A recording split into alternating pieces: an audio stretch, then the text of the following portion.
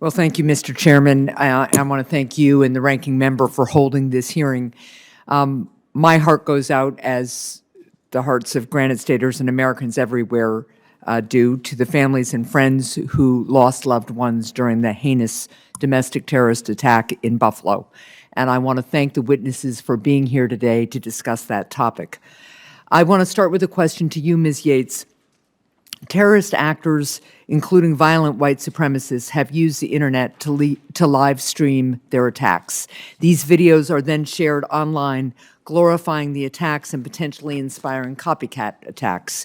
Can you discuss trends in how these videos are shared online, how creators may get around restrictions, and how these videos may inspire future attacks? Yes, thank you, Senator Hassan.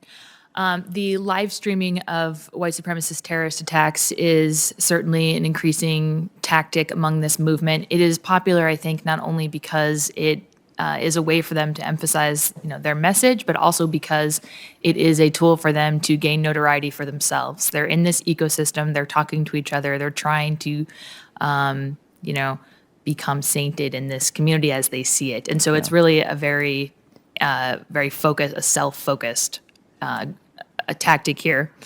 And it has been facilitated by their ability to overcome the bans and the various elements of technology that are used to challenge them. I mentioned this previously in my last question, but I'll just speak in a little bit more detail.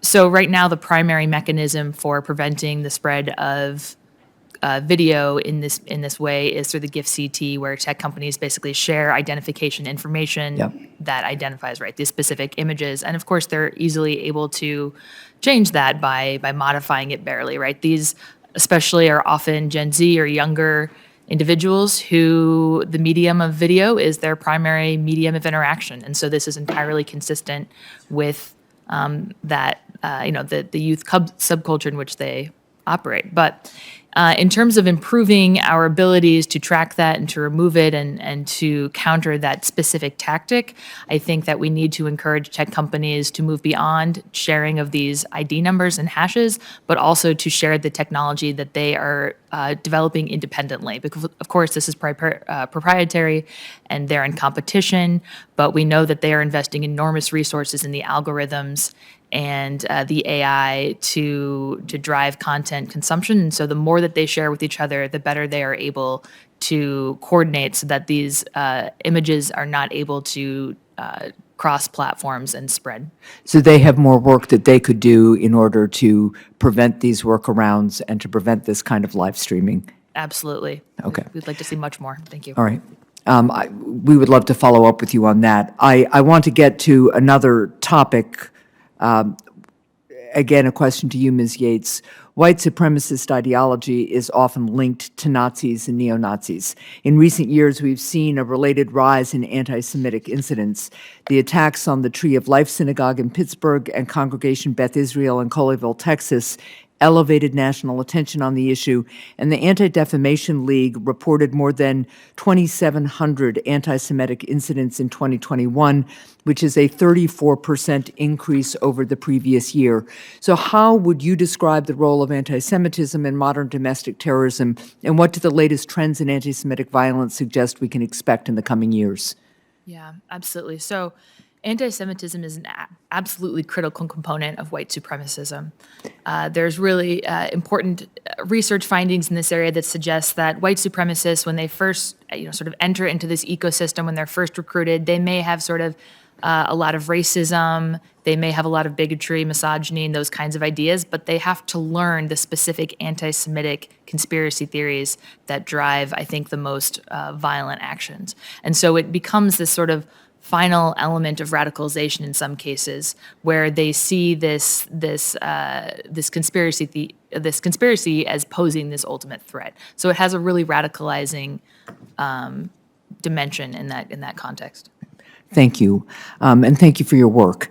I want to turn to you, Mr. German. Last week, the Department of Homeland Security began collecting information across its component agencies as part of an urgent review of the department's efforts to counter targeted violence and domestic violent extremism.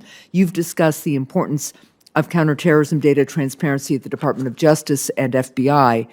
The Department of Homeland Security also needs to be transparent with Congress and the American people about which resources the department is dedicating to combating both international and domestic terrorism.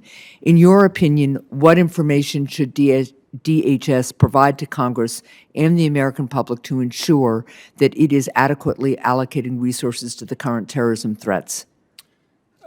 Excuse me. Thank you for the question. There's a lot DHS can do. Obviously, the FBI has the investigative jurisdiction, so they have the most direct access to actual criminal investigations. But part of the problem that we've seen with the intelligence products put out by the Department of Homeland Security through INA is that they were overtly politicized on the one hand, but also spread disinformation. And we see that repeatedly where disinformation, often taking directly out of the right-wing social media, is put on an official law enforcement intelligence document and put out. So there needs to be much more transparency and oversight of the intelligence products, and particularly because it becomes an echo chamber. DHS sends it out, it goes to the fusion centers, they repackage it and send it out, and all of a sudden some piece of disinformation becomes a large thing that resources have to be devoted to. You know, I remember the anti-fascists setting fires during the wildfires in the West. You know, that kind of disinformation is harmful to security because it misdirects law enforcement resources. Okay, thank you. One last quick question to Mr. Ward. Mr. Ward, parents, family members, and mentors play an important role in combating misinformation that their loved ones may be consuming online. What third-party tools are available for parents to learn how to talk to their children and loved ones about malicious conspiracy theories and extremist propaganda? Thank you. Western State Center has developed a Confronting White Nationalism in Schools toolkit.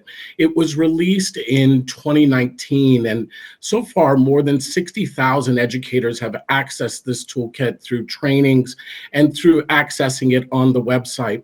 It is but one of many resources out there to help support educators and parents understanding how their children are being targeted by conspiracies. Of course, I think much stronger coordination with the Department of Education, with public schools at the local and state level will be quite helpful. We should understand that children's and educators' days are already hard, and the threat of violence and the infiltration and the targeting of students makes their days harder. There are sufficient resources out there. The challenge is providing access to educators and teachers and parents, and that's the role of the Department of Education right now, we believe. Okay. Thank you very much, and thank you, Mr. Chair, and I apologize for going over.